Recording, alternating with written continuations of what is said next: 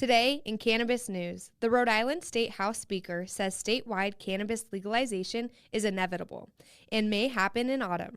Members of the U.S. Congressional Black Caucus urge President Joe Biden to reevaluate cannabis deportation cases.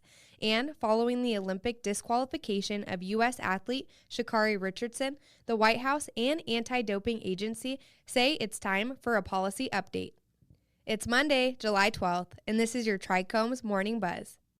Broadcasting live from the TRICHOMES.com studios in Southern California, it's time for your Morning Buzz. We bring you late-breaking news that keeps you up to date with what's happening in the cannabis industry. First up, legalizing cannabis is inevitable in Rhode Island, and it will occur soon, according to the State House Speaker Joseph Shekarchi.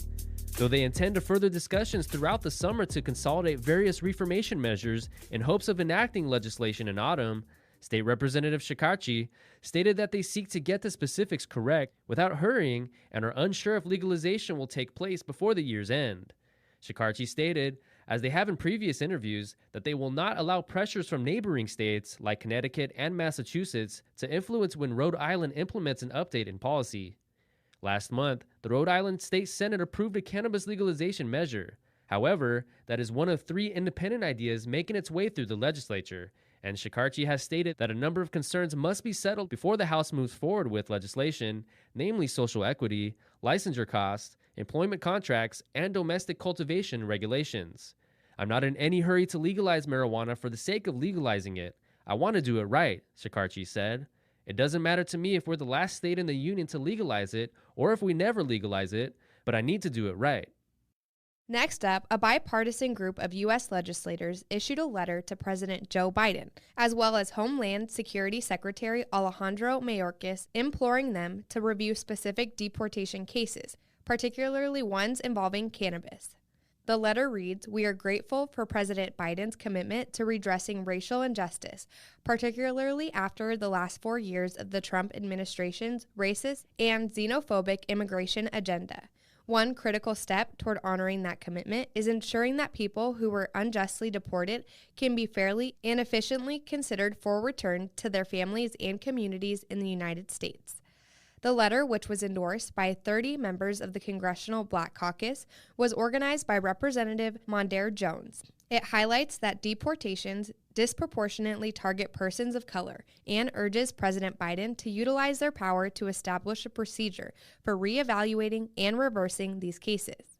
The letter requests that Biden, along with the U.S. Department of Homeland Security, consider the stories of U.S. veteran Howard Bailey and longtime U.S. resident Connaught Lawrence, who both faced deportation to Jamaica for years-old marijuana convictions. According to the organization, these are just a fraction of the many people who have been unjustly deported.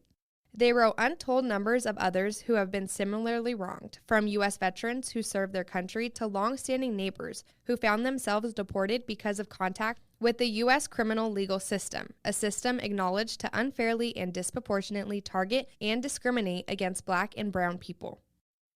And last up, after U.S. runner Sha'Carri Richardson was disqualified from the Tokyo 2021 Olympic Games following a positive cannabis test in a legal state, an increasing number of outspoken critics are pushing for a revision of Olympic policy that punishes athletes for cannabis use. Notably, the White House press secretary and the U.S. Anti-Doping Agency, or USADA, both say a policy update is due. Although White House Press Secretary Jen Psaki had refrained from denouncing Olympic authorities' suspension of Richardson when questioned about the matter during a media conference, they said that the situation underscores the necessity to take another look at cannabis regulations. When queried about the move to exclude the athlete from a second event that was not part of the 30-day suspension, Psaki remarked, "It does stink. I don't think there's a better definition of it. She has lost her mother, she'd gone through a tragedy, and she's also the fastest woman in the world, and I think she's sending a message to a lot of little girls out there. You can do this," Psaki said. "We know the rules are where they are. Maybe we should take another look at them. We certainly have to respect the role of the U.S. Anti-Doping Agency and the U.S. Olympic Committee and the decisions they make, but it is sad." Similarly, last week, USADA released a statement expressing sorrow for Richardson and suggesting that the cannabis restriction may need to be overturned. All that being said, however, Richardson remains disqualified from competing in this month's Olympic Games. That was today's Buzz. Thanks for listening. For more cannabis news and insights from industry professionals and a place to discuss these stories and others, visit TRICHOMES.com. And be sure to catch up with all of our other cannabis industry-related podcasts like Hash It Out, Careers in Cannabis, or the International Cannabis Conversation, wherever you get your podcasts. For TRICHOMES.com, I'm David Fortin. And I'm Devin Liao. Happy Monday.